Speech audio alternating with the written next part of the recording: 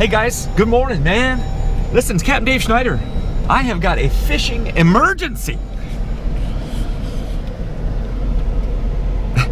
And the emergency is I'm going on a road trip starting today, and I'm not gonna be able to fish, at least out of my boat in Okeechobee. I'm not gonna be able to fish for probably 4 days. But don't worry, I'm bringing you along. But bottom line is, I gotta get out and do some fishing. All right, so I got about 2 hours this morning. We can go see if we can smack a couple of fish. I'll bring you along. Come on. Well, hey guys, we're here.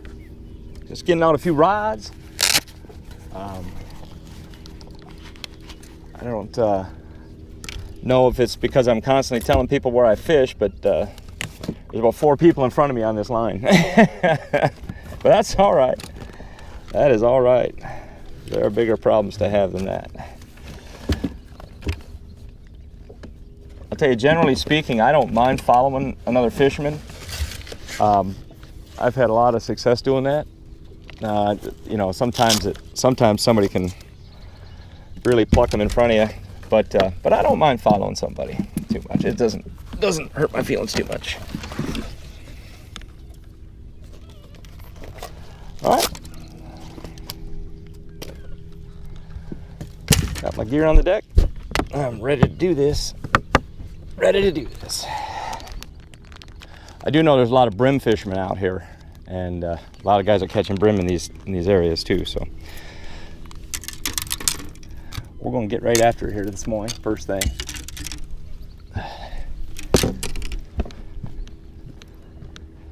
Right after it here.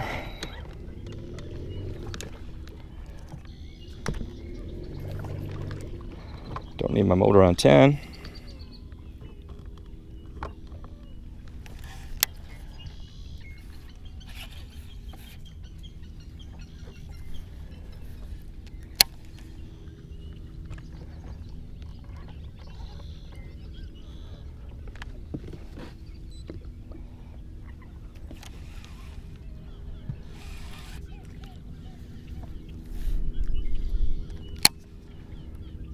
When I first get on, oh, there's fish right there.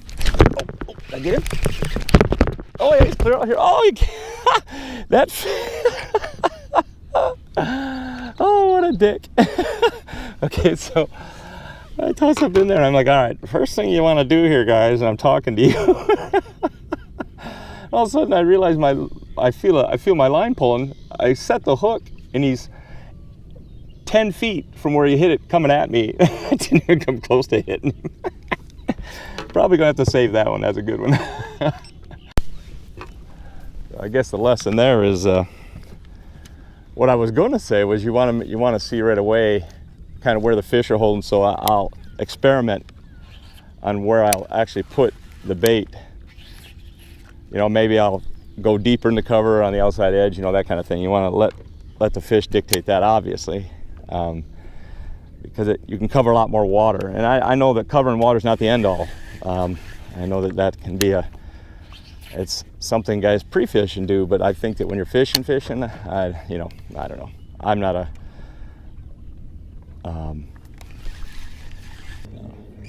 now I'll tell you what I got out here. I've got a creature bait here, a beaver that I like to throw. I just hit that first fish on that beaver.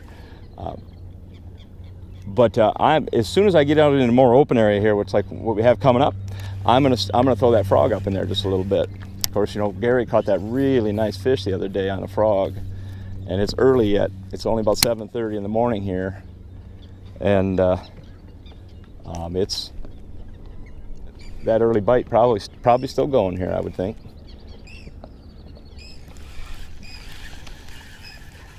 I'll tell you, what I'm gonna do here initially is I'm gonna go back and forth. There's a big old spider on my bait. Oh, heck's a spider again on my bait. Now he's running across my deck. Listen, you're not paying rent. Uh-oh, bluegill's gonna get you now. Bluegill's gonna get you now. Bluegill's.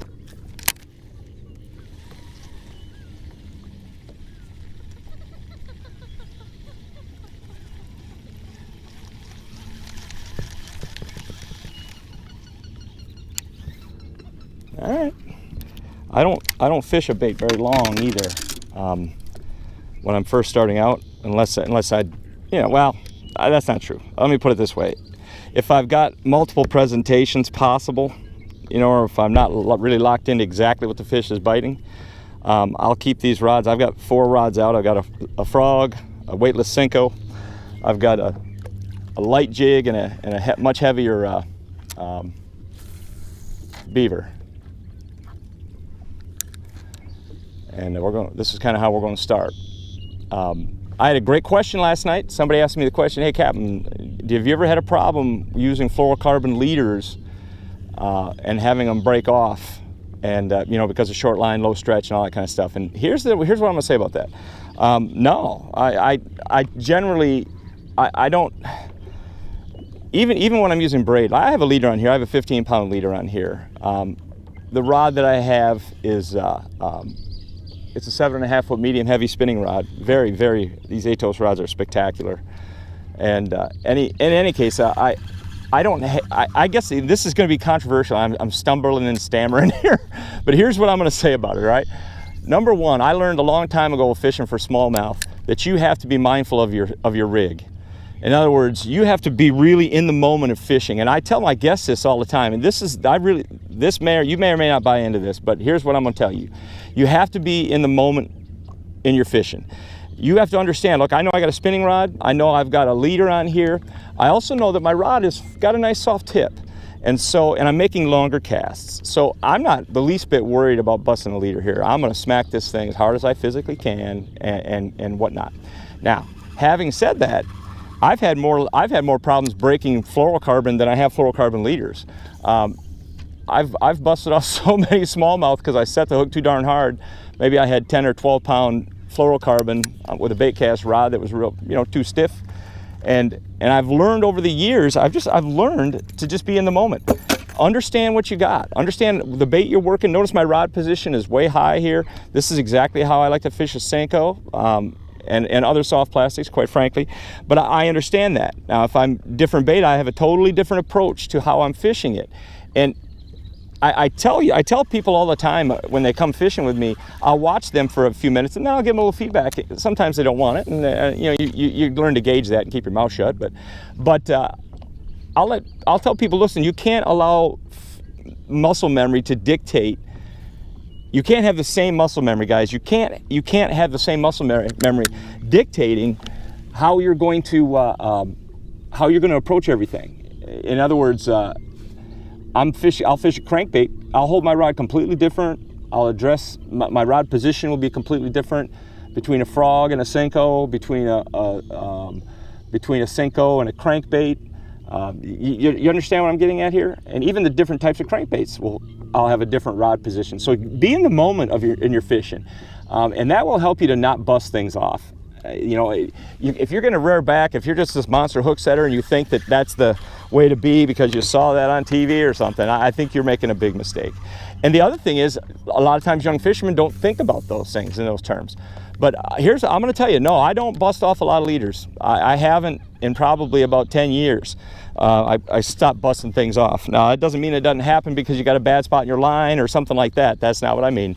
And I'm talking about being in the moment in your fishing. I hope that makes sense. I'm hearing myself and I'm thinking, I don't know if that makes sense or not.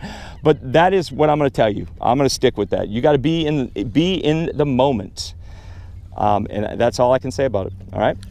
And if you are, you'll know that, all right, I've got 80-pound test braid here and I've got a 8-foot flipping stick. Maybe I ought to take it easy here, or I don't need to smash this thing or whatnot, or at least understand that. All right? I hope that's responsive enough.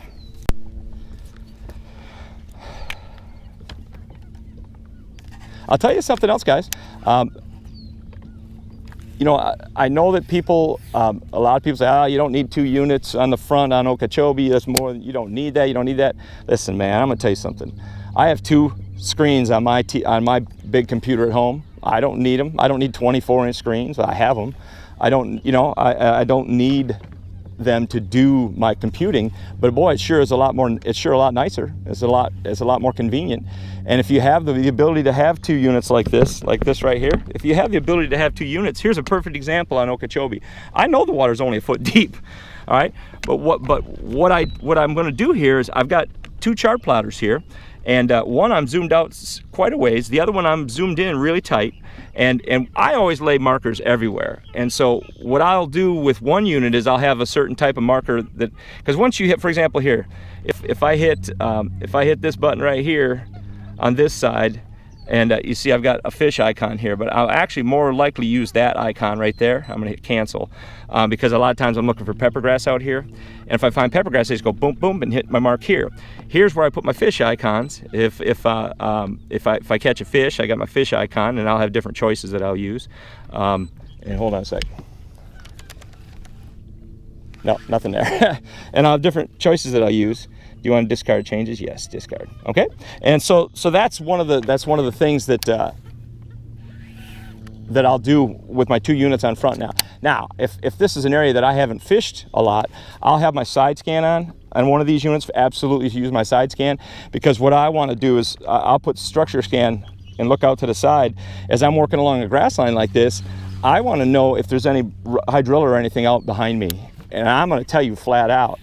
I watched a pro one time. This was quite a long time ago, using his electronics, looking out to the side of his boat while he was moving down a line like this, and he identified grass beds to the outside of him. You know, there was some patchy grass, and he turned around and started flipping into that grass and caught several fish that most people would never ever even know is there. Like right here.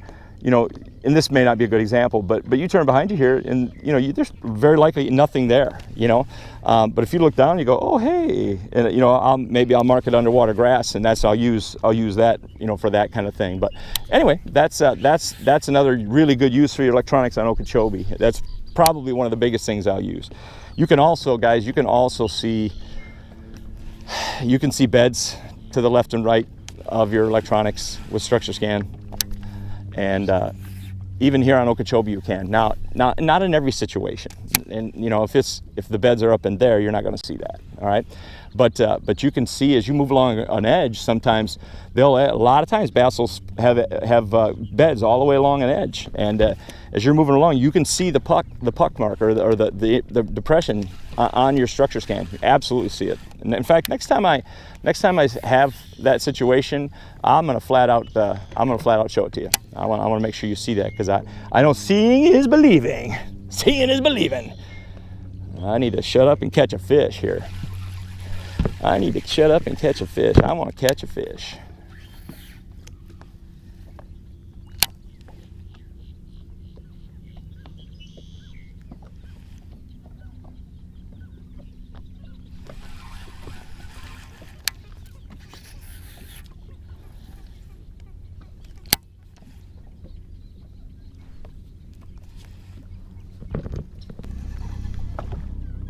Look at here, I got a fish followed me all the way out here. And that's how you do it, boys and girls. Oh, there we go. It's just a little one. It's just a little one. But it's funny, actually. Talking about knowing your gear and whatnot, and I hit that one. And of course, when they only weigh about 12 ounces, they tend to fly right out of the water. The upside is I got a bite. I do like that. And that was on the outside of the grass. You can see how shallow everything is. Well, just making a little, let the trolling motor do the walking for us here. Making a little move out to the outside here and a little bit further. I'm just gonna, you know, if fish aren't where you left them, they've moved laterally, shallow, or deep, obviously. The lateral portion of this thing, I'm looking at 1, 2, 3, 4, 5. There's 6 boats within a half a mile of me here up this grass line. So I'd say the lateral portion of this thing is covered. You can't really get any shallower. So if they're in shallower, I can't do anything about that. So I'm gonna take the only option I have, and let's go out and see if they're further out. Now, when I say deep, it's not deeper. It's just further out towards the lake. Is kind of where we're headed here. So almost there. Almost there. Are we there yet? No, we're almost there. I get hollered at My daughters holler at me all the time. My wife hollers at me. And now I've got subscribers giving me the shites about covering my face up a little bit, so it's not so red. I know my videos sometimes at the end of a day at night, you know, you kind of have a glow to you. And it's just the water's so reflective. A lot of times I do wear masks and stuff like this. The water's just so reflective that when I don't have it on, it doesn't take very long to kind of be a bad deal. So anyway, hey, thanks for caring, man. I'm with you. I appreciate it. And there, I'm covered up. The sun's hit me in the face now, so I can feel that. So, all right, we're here. We're here.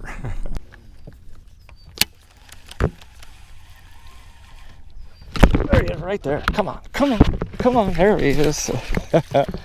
All right, we make our first little move here and come up to that first outside edge and bam, fish. So that's good. We like that. Put the poles down maybe, just so I don't drift in on it.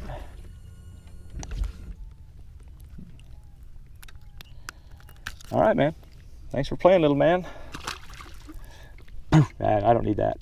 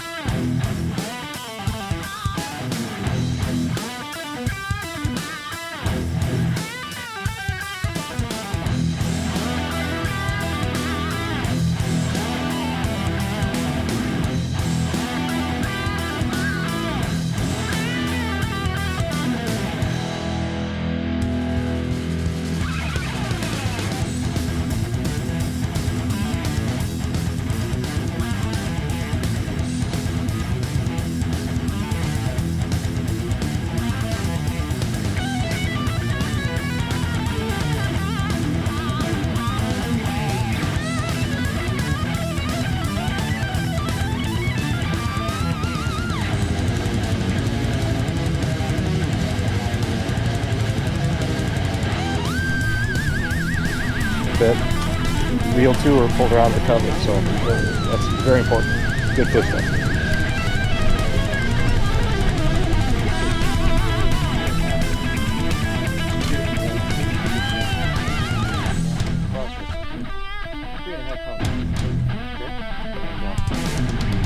Beautiful fish. Beautiful, beautiful fish. When I hit that fish, she rolled out and I couldn't get my poles up fast. I'm getting the trolling motor going. She got in the grass on the side here. When I realized I pulled her tight, I don't know if you guys remember me talking about let him go so you can put your hands on him. You got to so I dropped my rod, let her swim a little bit, reel to her, pulled her out of the cover. So that's very important. Good fish though.